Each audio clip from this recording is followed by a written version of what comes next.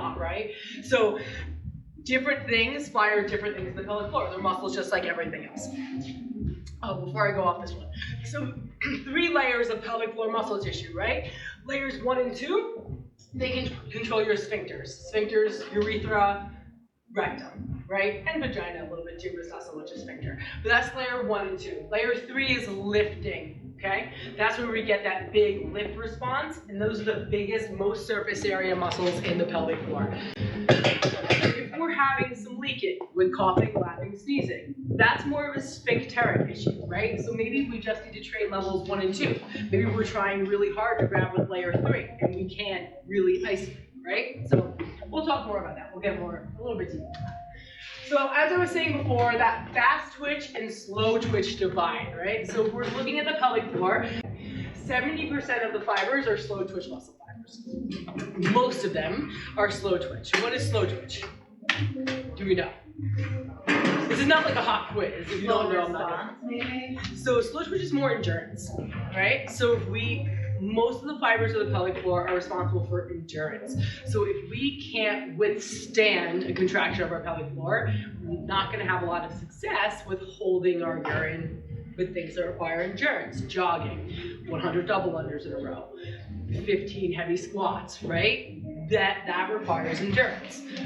Although 30% is fast twitch. So we need to be able to do both. We need a quick, fast response, and we need a prolonged contraction that's going to withstand the activity that we're asking it to do. Women versus men.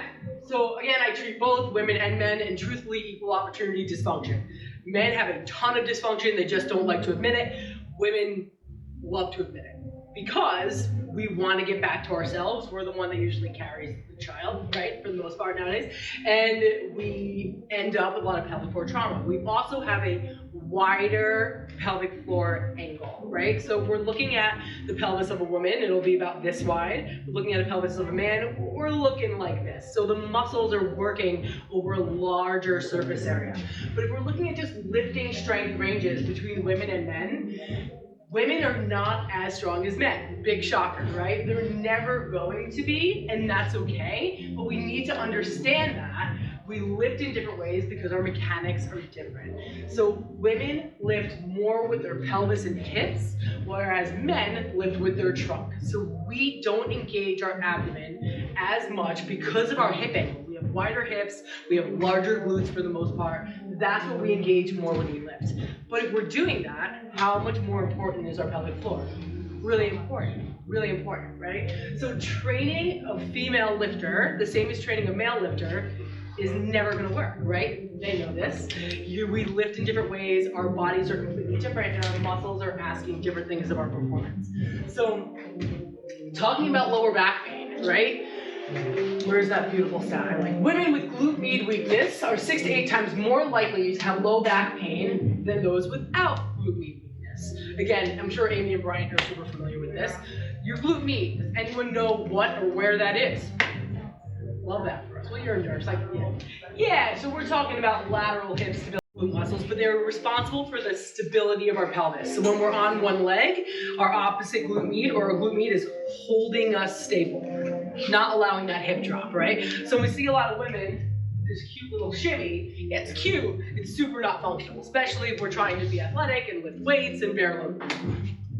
Our glute med and our pelvic floor are intimately related. So if someone has a glute med dysfunction where they just can't get it stronger, it's kind of like a glute amnesia. Best exercise to strengthen glute med. This is done from an EMG study. I'm not just making this up, saying these are my favorites. So when nerves are studied during these exercises, the most response from a glute med is when we're doing a side plank, a single leg squat, or a single leg deadlift. And actually the rank is reversed, so I should have written it reversed, but single leg deadlift is the #1 best exercise for recruitment of your glute med, if you're doing it appropriately, right? So that's where a really solid coach comes in.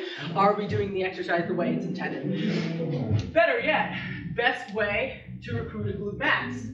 Single leg deadlift shows up again, right? So this is EMG studies. Where does the glute get most firing with the nerves being tested during the activity? Single leg deadlift.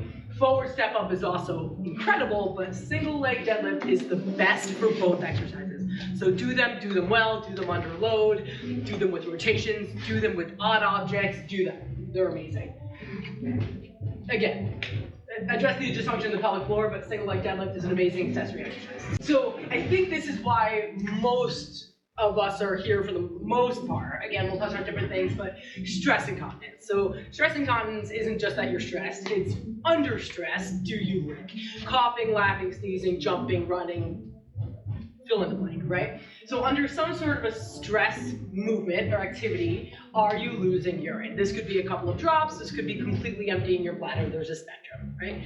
So I have a couple of questions here that I just want you to think about. We're not going to answer them right now. We're going to kind of dive into that a little bit later, but how are you bracing, or are you bracing when you're fill in the blank? Whatever activity you lose urine with, heavy squatting, jumping rope, whatever. How are you breathing, and are you breathing? Right? Don't answer, just think about it. How much pressure is on your pelvic floor? Do you even know what that means? Do you even know what that feels like to have pressure on your pelvic floor? Right? Just think about it. Jumping versus lifting. So the pelvic floor mechanics here are not the same. Some people leak when they jump, some people leak when they lift. We're seeing more leaking in lifters, right? When they're at the bottom of a lift, usually a clean or a squat, and trying to force their way back up, so it's not necessarily when they're at the top. And with jumping, it's maybe not right away, but maybe at like rep 10 to 30 is when we're starting to get some leaking. So the mechanics are completely different. Again, jumping is indicating weakness. We touched on this before in our layer 1 and layer 2, or sphincteric muscle system, right? So can we define that? And we're gonna do all this, but like, if I asked you to Kegel right now, we'll talk about Kegels later. No one knows you're doing it, so go ahead and give it a shot. But if you Kegeled right now, what are you doing, right? Think about it. This is all just thinking about right now. How are we engaging that? Are we getting a really good strong contraction? Am I squeezing my butt, right? Just thoughts, just thoughts. And we'll work on this more later.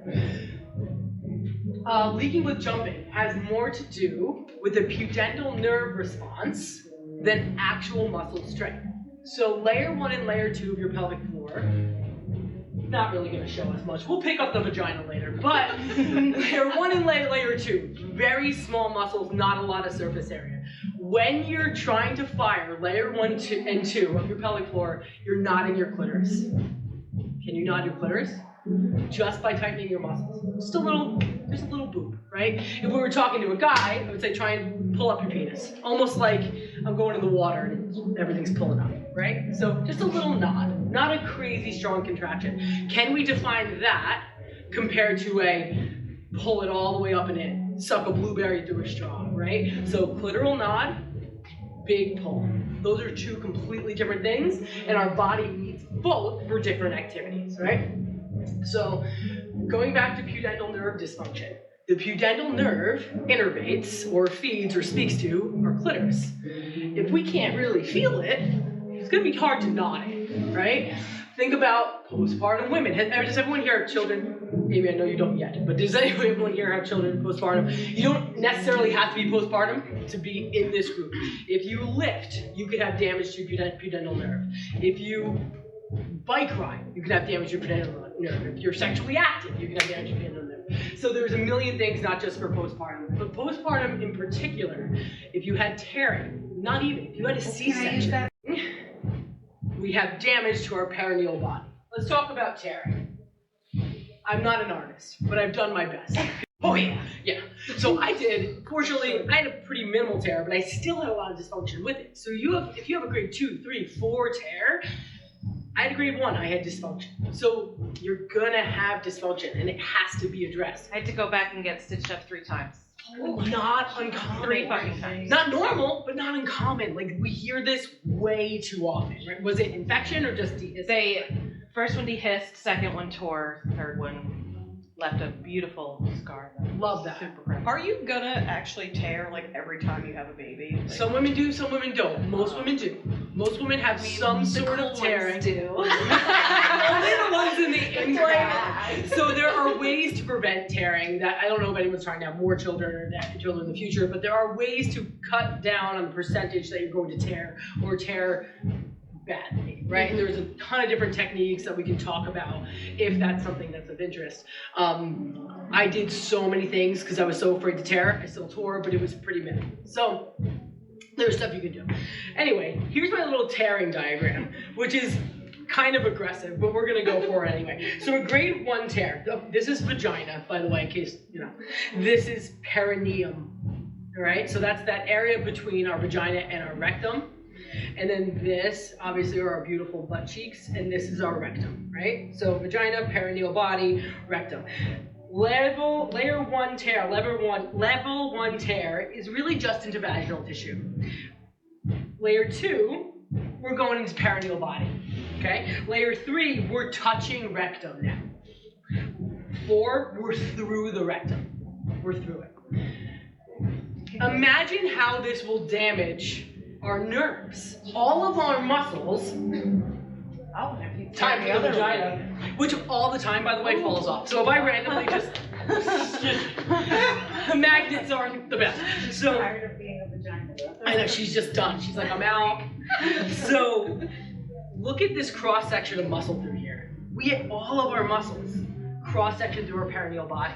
So if we have a grade anything tear, think about the damage to our muscles. Every time there's damage to muscles, and I'm going to say this about any injury, I don't care if it's a knee, a shoulder, a hip, surgical, strain, doesn't matter. We're getting nerve damage. If you don't treat an injury on a neural level, it's never going to improve because the nerve firing is going to diminish after injury. So think about how quickly we have to move with weightlifting, right? If we don't get that nerve firing left, snapping under the bar evenly and symmetrically is going to be really, really difficult. Lindsey Vonn, really high level skier. I'm hoping we're all familiar with the name. I don't know, maybe I'm just old. So she tore ACL, couldn't go back to skiing. She tore it subsequent, I think 3 times. She could not get back. They finally addressed the neural issue with some dry needling techniques, don't worry about that. And she was able to get back to skiing, has not had an injury since. Addressing the nerve is so important. Rewinding back to what we're actually talking about, sorry, there's my ADD. You need the pudendal nerve to fire in order to fire layers 1 and 2. When we have tearing, we have significant muscle damage of where that nerve travels. So we have significant nerve damage. If we can't get that nerve to function appropriately, it's going to be damn near impossible to get these muscles to function appropriately. Does that kind of make sense? So it's a hugely neglected piece. Address the nerve dysfunction, particularly with postpartum women. Mobilize the scar tissue, absolutely, but we have to communicate to those nerves, right? So again, thinking about knotting the clitoris for that little layer 1-2 firing, for that sphincteric function, and that big pulling a blueberry through a straw, lifting all the way up for that layer 3 function, which is going to really encompass our pelvic floor. And our pelvic floor. So we have this big canister through our abdomen, the top being our diaphragm, the bottom being our pelvic floor. They move together. We have really beautiful studies that show when our diaphragm descends, our pelvic floor descends. When our diaphragm rises, our pelvic floor rises, right? So how are we breathing? Take a big deep breath in. Through our belly. Literally everyone's chest raised. Literally. My belly grew, you just didn't see it. You just didn't see it. I need to see it. I saw the chest. I saw the chest. So we need to be able to breathe not just into our belly.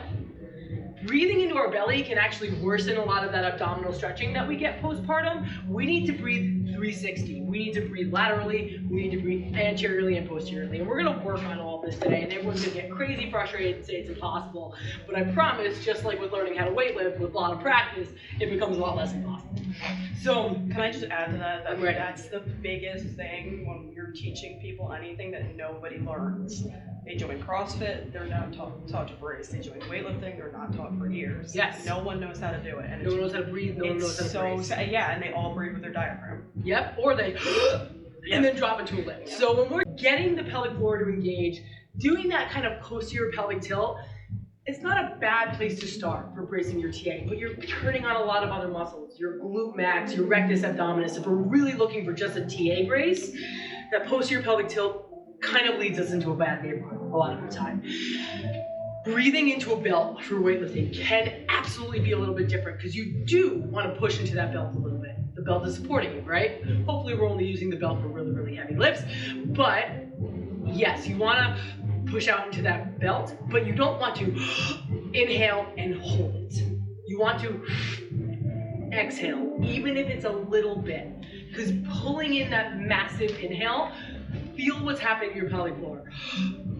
It's ascending. Yeah. It has to. There's nowhere else for it to go. We're That filling makes up a me pee canister. lot, so I don't use it. It makes you pee a lot. It does. Right. It makes me pee more when I brace against the belt for 100%. something heavy. And it will. But if you brace against the belt and then exhale just a little, it may help. That works for some people. I don't coach my postpartum women that way because most of my postpartum women aren't trying to hit a 1 rep max. If they're trying to hit a 1 rep max, we'll review it, but they may not ever need it. If you can get your core strong enough, you might not need the belt for your 1 rep max. You might be able to hit the same max with and without the belt. So I'm not super concerned about bracing into a belt because the hope is that you never do. But that's a bias because I'm a physical therapist, not women. So How are you doing that tiny exhale? I'm doing that tiny exhale right before I descend. So, and then I descend. Okay? Because we want pressure off the pelvic floor before we stretch the pelvic floor. In a stretched position, now we have pressure down and we're stretched. We're big. That's Or what we're I gonna think- shoot out a tampon. That's Or what we're I- shooting out of yeah. Or I've heard IUDs descend significantly. They're like, that's my IUD. It's been Can't have that. But I think that was what helped because when I had talked to you about that, it's a difference with pushing into the belt and completely pushing down. So Correct. it's almost like that's you need to also be sucking in at the same time when you're Right, bracing. it's that Yeah. you can brace, but then powerful exhale to pull that pelvic floor up and in. Yeah. This is not a circumstance where we need endurance, right? How long does that contraction need to last? Not for 100 double unders. For 1 lift, it's a 1 rep max, right? So I don't need you to be able to hold that really subtle contraction for 10 minutes. I need you to hold it for 10 seconds, right? So just completely different muscle, whatever. That's gonna be neither here nor there. So anyway, again, how are we bracing for a heavy lift? Think about performing a sit-up. Everyone get on the floor. Let's do it. Let's start this now. Oh, let's do it. I'm honestly hoping this isn't on video because I have so many I don't chins. I have so many chins. I don't think it is. So everyone, I'm gonna lay. We're gonna do just your traditional sit-up, which everyone is told not to do, and that's fine. But this is what we're gonna do today. I want you to take the biggest breath in you can, and now try to do a sit-up. All the way up. No, it's damn near impossible. Good. Now go back down. Go back down. Take the biggest breath in that you can. Now breathe it all the way out. And now sit up. A lot easier, isn't it? Yeah. So we can all sit now. That was a quick taste. We'll be on the floor a lot more later.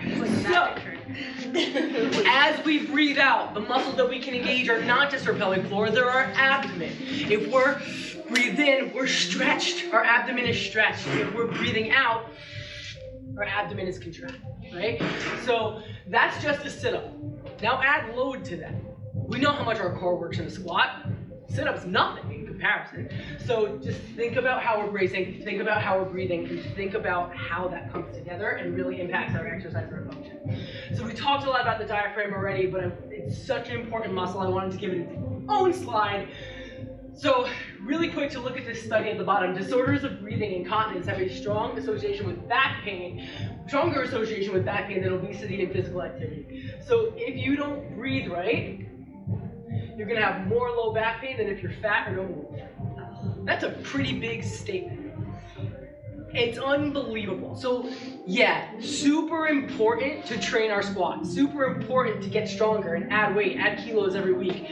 It might even be more important to take 2 minutes a day and practice our breathing, because that's gonna improve absolutely everything, right? Pain, strength, performance, all of it. The diaphragm interlocks with deep and superficial abdominal muscles. So if we get our diaphragm moving appropriately, moving the right way, our abdominals are gonna be moving appropriately. How great is that? Does anyone have a pooch they can't get rid of? Yeah. I mean, let's friggin' admit it, right? Every woman's lower abs are probably not where they want them to be. not all of us, but I'm safe to assume a lot of us, right? There's a reason that women have a hard time engaging their lower abs and they don't see change there. And a lot of it is because we don't know how to breathe and we don't know how to utilize our pelvic floor. So this is not always I'm working out really hard, I'm eating really well, why can't I lose fat here? It's just these muscles aren't firing appropriately. If we can't strengthen them appropriately, they're never gonna change. How do we cause muscle change? We put force through them, right? If we can't put force through them, there won't be change. The diaphragm also massages our organs if we breathe really appropriately. So if anyone's having constipation issues or we find ourselves sitting on the toilet for 8, 10, 15 minutes, and it's not just because we're trying to escape our children, it might be because we're not breathing appropriately. Let's just call it the elephant in the room. Most athletes actually have a larger area of pelvic floor muscle, surface area, than non-athletes. But we also put higher demand on them, right? Just like quads. We have bigger quads, we ask more of them, right? So it kind of makes sense. Here's the thing though, have you ever seen someone who looks incredibly jacked walk into your CrossFit gym or your weightlifting gym and then they go try and do something functional and they're terrible? I mean, I used to see those women all the time. I don't compete in CrossFit anymore, but I used to be like, damn, I'm gonna get fucked up today. This girl is fit, she's jacked, she's thin, she has a six-pack, and then I would crush her in a ridiculous workout. Because just because your muscles look good doesn't mean they're functional. Just because they're big doesn't mean they're functional, right? So functionality is, specifically for the pelvic floor, way more important than how good your abs look or how good these muscles look, right? So, yeah, kind of already talked about that. Not to put those women down, by the way.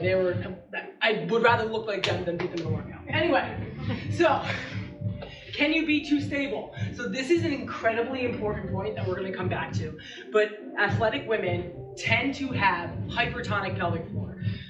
Hypertonic means tight. I don't like to use the word tight because everyone's like, don't we want my vagina to be tight? No, that is not what we're going for, and we'll talk about that a little bit more later. Yes, we don't want our vagina to be loose, but we don't want our muscles to be tight. If our muscles are tight, we're going to have a serious, serious dysfunction. So muscles can become overactive. Why? Weak glute means. We already talked about that. We have to find stability somewhere. A lot of time it's our pelvic floor. Trauma. What happens after trauma? Muscles guard. You ever been in a car accident, had some whiplash, had shoulder surgery, any injury, muscles guard. It can be really hard to get that range of motion back, right? Same thing happens with our pelvic floor. And then again, can cause groin, hip, and back pain. So a lot of people come to me thinking that they have a prolapse or back pain because of weakness, but it's because of tightness. And sometimes we have to calm down that hypertonicity and then retrain the strength. So if we look at this at a muscle that we can see, like the bicep. If our bicep is here, and then I'm like, contract your bicep. Sick, right? Not very functional, and probably not very strong. Then if I say, contract your bicep, from here to here, it's gonna be super weak, because you've never done that before. So if our muscles are only living here, they're only gonna be strong here. We need them to be strong, full range of motion, right? How important is it to drop into a full range of motion for a squat or a clean? If you can only hang clean, you're not gonna lift a lot of weight, right? Or not as much as you're capable. That's worse for you. Same what? It's worse for you. That's a whole other animal that we'll let you deal with. But same idea in the pelvic floor, right? So full functional mobility.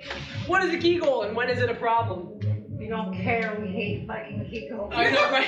Why do we hate Kegels? I love this. Tell me more. You can do them for so long and think you're getting somewhere and you're not. And you're not, and they don't work. Why don't they work for you? I don't know.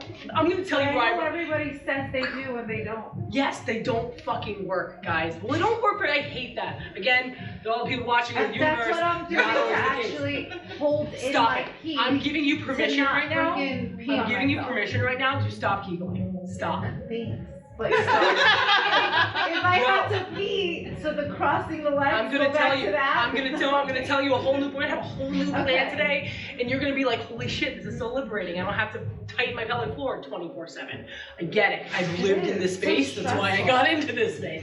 Trust me on this one. So, what is a Kegel? A Kegel is the last name of an old white man that named a pelvic floor contraction a Kegel in 1950.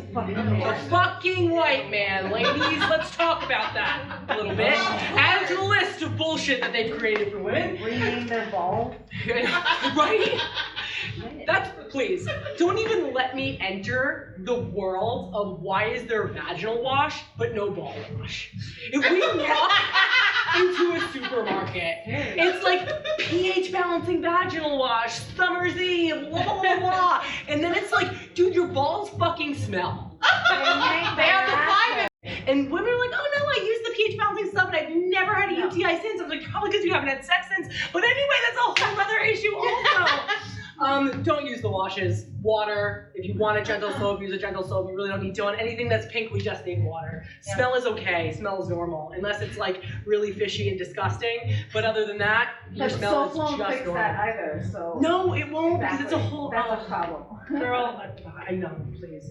So, a Kegel is a pelvic floor contraction, so from here on out, we're going to call it a pelvic floor contraction. If I call it Kegel, just know I mean pelvic floor contraction because it's just a last name. It's like calling a Copenhagen plank a Copenhagen plank instead of what it is, right? Adductor specific. It's the which everyone hates. It's the devil's plank. It's the devil's plank. The devil's plank. So, it's actually very true. But it's the same idea, right?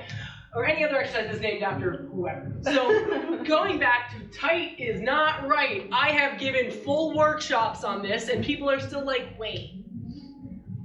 Society tells me, fuck it, listen, if your vaginal muscles are hypertonic, they're going to give you pain and they're going to be not functional. That doesn't mean sex is going to feel better for you or for him. Guaranteed. A lot of women with a lot of very tight pelvic floor muscles report a feeling of gaping or openness when they have sex because their muscles of their vagina are pulled against the walls. And there's like, it's kind of like not cushiony and lovely like it's supposed to feel, right? And that's why we queef. I had this one patient who every time she would do a handstand push-up, she would queef. And she was like, that's why she came. She was like, this can't continue. Every time I go down and up, I queef. I'm like, okay, we're gonna massage your pelvic floor today. She was like, I'm sorry, what?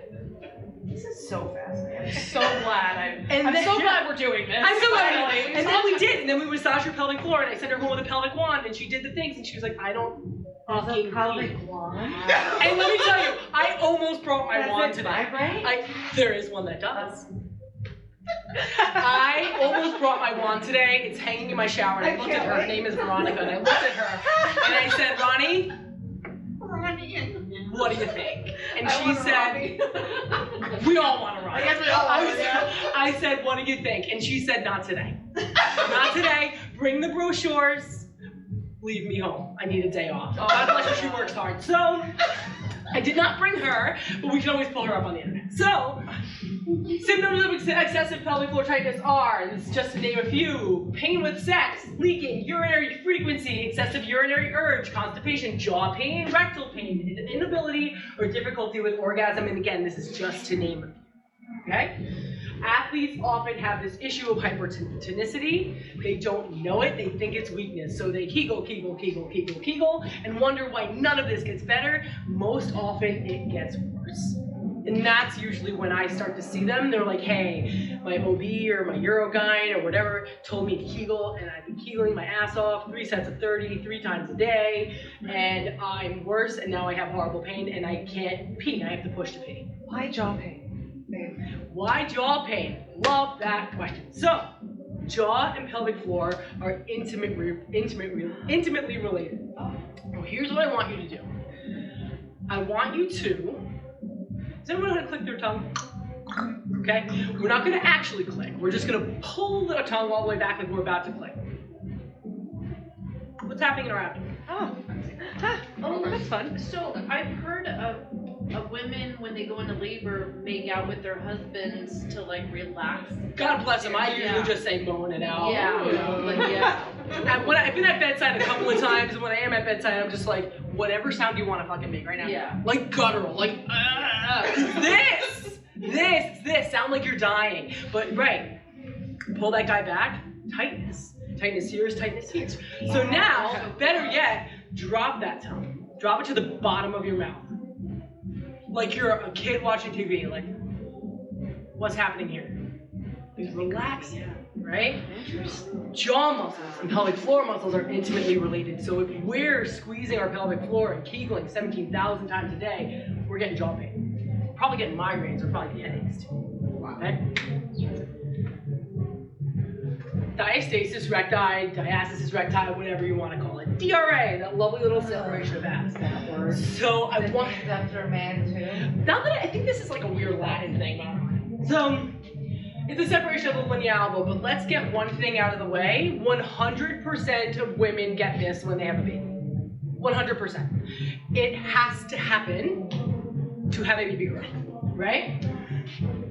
That doesn't mean that 100% of women have dysfunction from it, right? Usually, not really, actually more than 60% of the time, it ends up becoming a dysfunction. But a lot of the time it heals and we don't even know by around 8 to 12 weeks that it's a problem.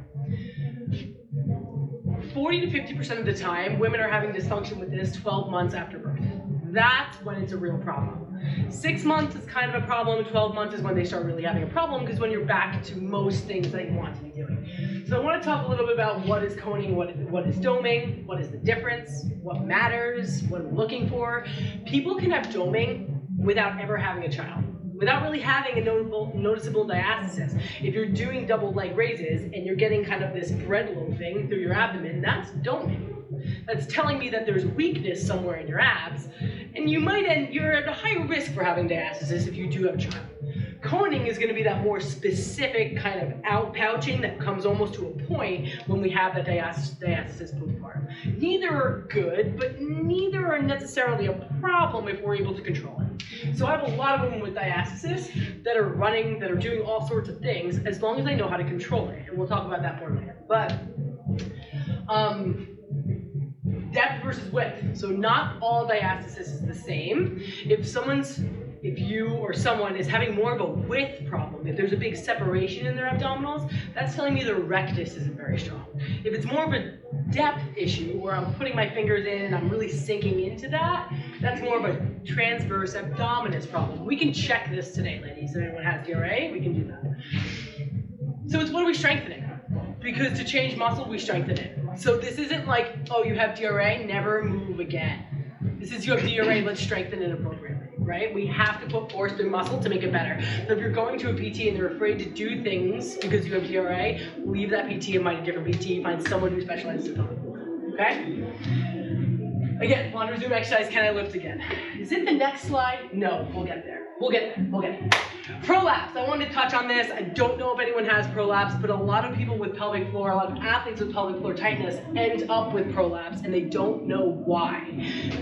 They don't have weakness. Why do they get prolapse? Again, pulling the muscles against the walls of the vagina, where's everything gonna go? Straight down, right? People with pelvic floor tightness also end up having to strain really hard to do things like have a bowel movement, lift and carry. Straining that hard can lead to prolapse. So many women, again, I think I've said this before, have to down train first, learn to relax. That heaviness of the prolapse feeling might get worse initially, then we have to re-strengthen you appropriately. That's not uncommon, particularly with athletes. And then again, people with weak pelvic floors exist. I want to like put that out there. If you've just had a baby, it stretches those muscles. It's weak. Sometimes Kegeling or pelvic floor contractions are very, very necessary. Just in the athletic population, I don't see it as much. So I'm not touching on it as much, but it does exist and it does have value. So I do want to say that too. Why did I put a smiley face in? What did I write? I thought I was so fancy. I like the smiley face. You cannot squat heavy until you squat with good form and an adequate range of motion. So again, we talked about that before, same thing with pelvic floor. Are there safe pelvic floor versions of exercises? And this is kind of what was on the last slide that I want to talk about. If you have pelvic floor dysfunction, this doesn't mean that you can't exercise, right? So I want to look at the quote below from an article. There's AIP means intra-abdominal pressure, so the pressure building up in our abdomen. There is no difference in intra-abdominal pressure that was found between the recommended and discouraged versions of the same exercise for all exercise types. So it doesn't matter what exercise you're doing, it matters how you're doing it. If you can control your intra-abdominal pressure, see breathing, right? You can do whatever you want. Even if you have diastasis, if you can control your pressure and control that coning or doming, then it's good. Then we're strengthening, then we're retraining, and that's what we want. So there's nothing that we cannot do. We just have to know that we can do it appropriately or grade to where we want to be. Floor looks like, here she is. She's a bull. and she holds up everything. Has anyone seen those things? They're all over Instagram now about like what 10 centimeters actually looks like. Oh my Like, God. 10 centimeters. It's like a whole like Yes, and I'm box horrified. controller. But yeah, amazing what the cervix can do. But yes, these muscles have to stretch, but they just have to stretch. They have to get the fuck out of the way. And that's the issue when they're like, push! What am I pushing? Who? Oh, yeah. Where? That's It's a whole other ridiculous. thing too. With my first, I was Yeah. pushing and I was pooping. Well, of course I was pooping. I had no like idea what I was completely different doing. pushes. Yeah. And they tell you to Like, do it like the wrong way, right? Yeah, They tell you to do it Yeah. the wrong way, but they don't know. And Like, then God your legs bless are them, they like don't spread know. this wide, but your Yeah. pelvic tightens that way. You're supposed to be in Yes. a like. It, I was Truthfully, told on to, your like- back is just not it. Yeah, I was It's just told not to it. push like you're Really? taking a poop. A And I was poop? like, Yeah. I'm good at that. So, and that's what like, you do yeah. because that's what you think I you had have no to do, idea. and it's It's not. not. It's a just, completely it's different just push. not it. And like, if we're pushing like we're pooping, where are we pushing? We're pushing to our butt. Yeah. That's what makes us tear into our butthole. It's so bad. You said should you're tell supposed to do this, right? So you really want, so a lot of what times what they say, and I know this is what they told me, and I was on so many freaking drugs, who even knows if I remember Yeah. accurately, but they want you to pull up towards your legs. Right? Yeah. Yeah. Think about what's happening there. Which is like a forceful like. Oh. Our abs are tightening, Yeah. and there's a downward force toward our rectum. Yeah. Okay? How are we gonna take a big deep breath in if our abs are contracted? Yeah. Absolutely not. Like Let's you pull our oxygen, knees. and then they're like, oh, This see, is I a should- beautiful stretch for our pelvic floor, by the way, ladies. It's called Yes. Happy Baby, and I Yes. love that for us. But if we're here, and better yet, here, I can't do that on my own, but if someone is actually internally rotating us, Yeah. now our pelvic floor can be relaxed. We can take a big deep breath into our diaphragm, opening the muscles, and now letting the uterus do its job of pushing the baby out, right? Which is such a beautiful thing that the uterus does for us, and fetal ejection reflex. Like, these things are real, and I don't know why OBs don't think of them. But anyway, Because we're numbers. Neither- Prices. yeah, because if you tear, then they can stitch you, and then that's more money. Or they cut you. Or they cut you, and that's more money. Or you need an emergency C-section, and that's more money. And easier for them. childbirth sounds so Okay, fun. not to knock the OBs, you're all wonderful. Thanks so much for getting our babies out. So, midwives are better. So, this is what they look like. This is what she looks like. She's a bowl. She holds everything up. All of it. Okay? Think about everything resting here. Unreal. Let's give her some credit. She bounced back pretty quickly, considering all that we put it through. But I want to talk about diaphragms again. So we know about this one. We also have one here. It's our respiratory diaphragm, right? That glottis that opens and closes. And then our abdominal guy looks kind of the same. Opens and closes. And then we have a pelvic diaphragm. Opens and closes, right? We have to have them all in line. So if we're here, taking a deep breath is going to be really, really hard. Okay? So posture is number one. If we're here, taking a deep breath is going to be really, really hard. So getting your pelvic floor to work appropriately starts very base level. Where is my posture? And where is my breathing? And if someone hasn't looked at that before looking at anything else, you're going to be missing something. As soon as you have a baby, where do we live? We live here. Hip-wise. Yeah. Here, here, here.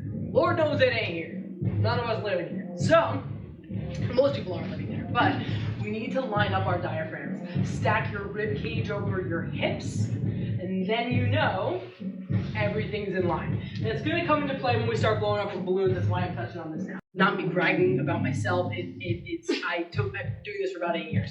So it took me about 8 years to be able to do this. I don't expect anyone to do this really well, but it's just to try and learn a little bit about what our body's doing. So I'm gonna lay down and give us a demonstration. I'm probably sweating, so I apologize in advance, but I'm gonna pull these guys down and these guys up. Okay, so we're getting a nice view of abdomen and how everything's gonna move. So first, I'm gonna take some nice 360 breaths.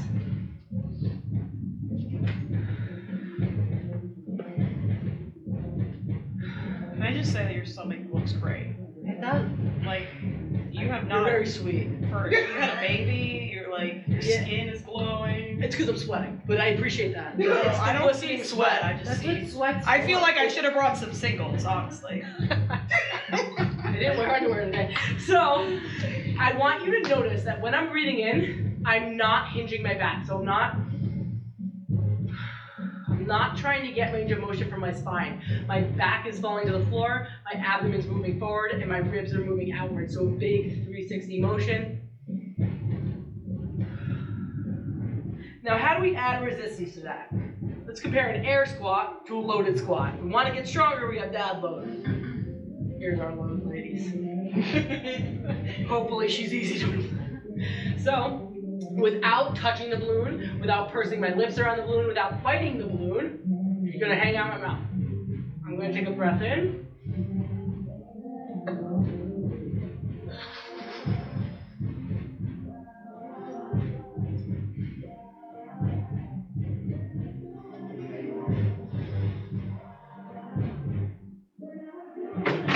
Does anyone see how it was?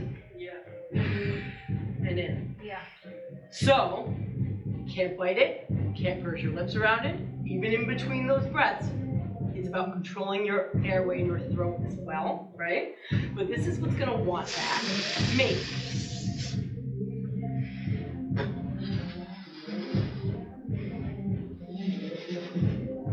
See the difference? That outward push, that outward force, that's what's gonna damage or cause dysfunction in our pelvic floor. And that's how a lot of us function when we lift and when we breathe. So this is just trying to train the body. When I inhale, I relax and expand. When I exhale, I contract and fire. Kind of make sense? And we're on the ground. Let's do it. All right, so let's start together. If I go around and give cues, please don't be offended. Don't purse your lips around the balloon, just let it hang out. Big breath in, big expansion, and then exhale and blow up your balloon, but that belly comes in as we blow up the balloon. Hey, we got one nail in it, but she's in pelvic floor therapy, it's not there. Big breath into your abdomen, let's do another one. Don't bite that balloon. And now blow out and blow up that balloon. Easy, don't go to your pelvic tilt too much. No. And rest. I do curls all the time. Who felt like that was almost fucking impossible? Yeah, right here. 100%. 100%. I think it's I know, right? You're like, my head's gonna fall off. Okay, this is not something I start my patients with. This is something that I eventually send them home with when they're ready. Okay? Now I want you to try it again, but don't think about what I told you to do. I just want you to blow the balloon. Blow the balloon up. And then notice what happens to your abdomen. Look how much you're bearing down. Yeah! Is your belly coming in? Is your belly button drawing in? Is your pelvic floor pulling up? balloon's broken. Yeah. Is your pelvic floor pulling up as you blow out that balloon? Or is your pelvic floor... Don't look at me and Melanie. We don't know what we're doing. Or do you feel... Go to the house. Better. Very good. Or do you feel like when you're trying to blow up that balloon that you're gonna poop your spine out of your asshole? Is anyone familiar with cycle stages? Yeah, I know. Yeah, so it's it's kind of like a party that you're setting up. Your vagina. Nobody's ever. Okay, so it goes follicular, right? So this is your. Everyone can sit for a second. We'll come back to this. But this is kind of like if your uterus was like, I'm gonna throw a surprise party for my husband or my partner or whoever. And first, they write up the invite list and they set up all the decorations, right? So we're in our follicular phase and we're setting everything up. We're loving it. We're excited. We feel good. We're working out. It's great. And then we're in our ovulatory phase and we're waiting. We're waiting for him to show up. We're waiting. Everything's decorated. All our guests are there. We're waiting. And then we're in our luteal phase, and he never fucking came. He never came. And now we're pissed. We're tearing down decorations. We're kicking everybody out of our house. We feel like shit. We don't want to do high-intensity workouts. That's for sure. Not at all. And then our period comes, and we all know how that is, right? But then it ends, and we're like, I'm going to throw this party again. I'm ready. And we start all over. So in our follicular phase, we tend to feel pretty good, right? We probably have a little bit more energy. We want to be a little bit more social. We're getting along with people. We're like, wow, look at all these projects I finished. And then in our ovulatory phase, we're probably maybe a little bit horny. We're a little bit wetter maybe down there. We're like really into our husband, who we usually hate, maybe just me. And then we hit our luteal phase and I just want to go to bed.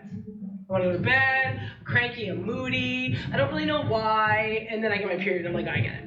I get it, Oh my right? god, that explains, like, that's like a children's book. Yes. Like, that explains I know. me I know. to a T. I know. I know. So we have to respect that a little bit because in our luteal phase, we're not going to be doing high intensity, or we are, but we're not going to be doing them at 100% intensity. If you're showing up to CrossFit that day and you know you're in your luteal phase and you're like, fuck, I'm not feeling this, I'm here for consistency, be there for consistency. Don't beat yourself up, right? Just listen to your body a little bit. Going back to the original question, when we're in that luteal phase and when we're menstruating, our cervix descends and it opens a little bit to, bleed. Everything's gonna feel a little bit shittier. Tightness is gonna feel a little shittier, prolapse is gonna feel a little shittier, everything's gonna probably be a little bit achy if we tend to experience a little bit of low back pain. Yes, symptoms will get worse as our cycle changes. Hopefully that levels out as we work on dysfunction, but that is not uncommon. Down or engaging our breath and our abs lying down, can we do it standing up? Gravity is a game changer, okay? So let's see how that goes. Big breath in, same thing. Big breath out. Hold those hip bones together. Hold that, squat to the chair. Who loses it? Yeah, I do. Sure. Yeah, I do. I do. That's okay. That's okay. We don't need a big, deep contraction when we're squatting, but we need pressure off the pelvic floor. As we descend into a squat, our pelvic floor is stretching. How hard is it to keep a muscle activated when it's stretched? Pretty hard, right? So we're gonna lose some and that's okay. We just have to turn it on, then move, okay? Does anyone feel like they're squeezing their butt when they Kegel? Yeah, about 90% of women do. I want us to try not to engage our glutes and focus vaginally, okay? Big breath in, all the way out. Little squeeze. Squat, up. Do we feel our lower abs engaged throughout? If we're not, listen, you got. I don't know. Yeah, I don't know. I'm unsure. So, if we're feeling the tightness through here, our pelvic floor is going to be on. So remember, we don't have to be squeezing all the time through our pelvic floor. It's about our abdomen. It's about our breathing when we're doing an activity like squat. Okay? Who's afraid to jump? Yeah. That's why I feel like I can't get like double unders. Yeah. I just start to How many double unders in do you feel like you start to be? 0. I get 0 in because by the time You I start get the it, double under. Yeah. Love this. When you're doing a double under, do you feel like you're like, Yeah. And then I just stop. I wear black. Yeah. this is, oh my gosh, yes. There's actually a stat about who chooses to wear black and or just supports an Depending on extra. the workout. So how about, and if you don't want to answer this, you don't have to, but when you orgasm, do you feel like you squeeze your whole body? Of course. Yeah. That you have tightness. Okay. That is why you're leading with double unders. Okay? So when you're doing double unders, I need you to try and keep your body relaxed. Okay? So I want you, even if you're not using a rope, for right now, I need you to relax your jaw, I need you to relax your belly. And I get that lower back pain, and that's probably. Yes.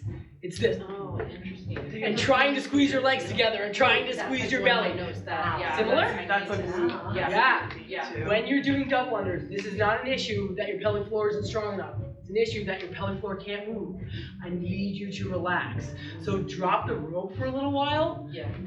I don't do that. Well, Jaw I'm relax. tight and Keep praying, your like, belly. maybe if everything else is Yeah, you're like, if I just squeeze hard enough, it won't come out. And then you're like, I'm peeing everywhere. That's Yes. exactly what I do. Yes.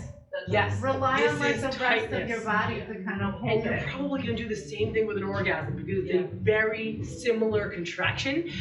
To have a solid orgasm, your pelvic floor needs to contract and relax very quickly, and the muscle contraction builds. It's like contract, relax, contract, relax, contract, relax, contract, relax, and then you can orgasm, right? Similar with a double under because it has to contract, relax, contract, relax, contract, relax. If you're just holding it contracted, it's going to fail on you.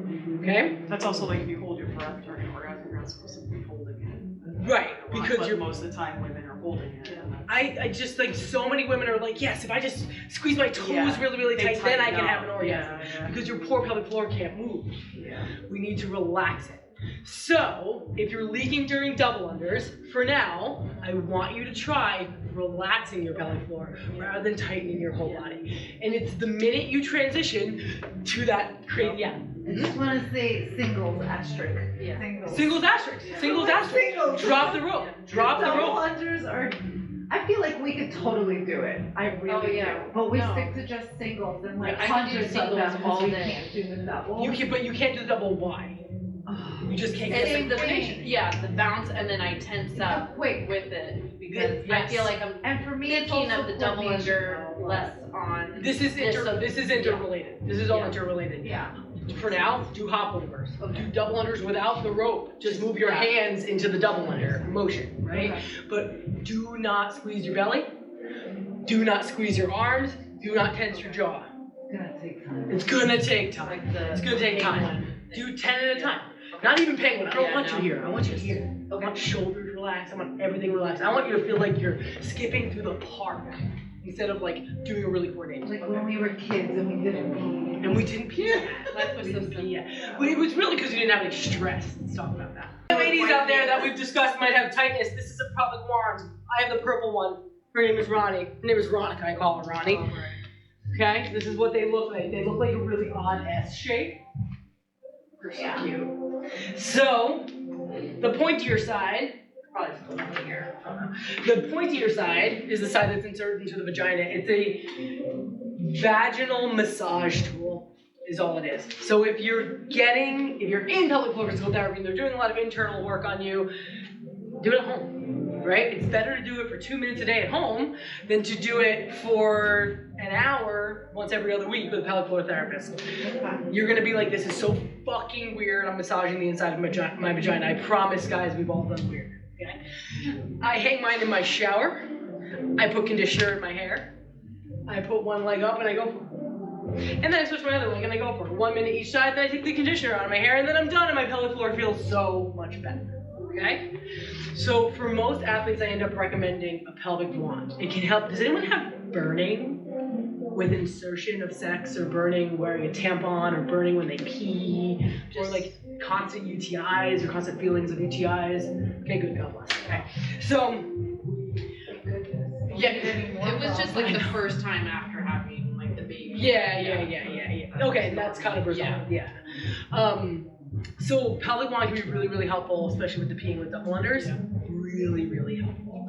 And I would obviously take my email, Naomi. I can send you links, or I have these little guys. You can get these on Amazon Prime, by the way. You don't have to get them on Amazon enter Rose and use my discount code. They're the same price on Amazon Prime. Is the sneezing the same thing too? Tightness?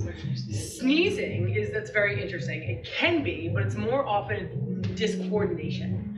So instead of, if you hold your sneeze, I'm like, phew, like just let your sneeze out, number one. It's that buildup of pressure, right? Chew, pressure downward. So, chew, pull up. Instead of force down, we want force up. Does that kind of make sense? It's a maneuver called the knack. It's like a quick squeeze of your pelvic floor. It takes a ton of practice. So if you're peeing 1 out of every 5 sneezes, that's better. Instead of 5 out of every 5. But let yourself be okay with that, right? Your body is learning it.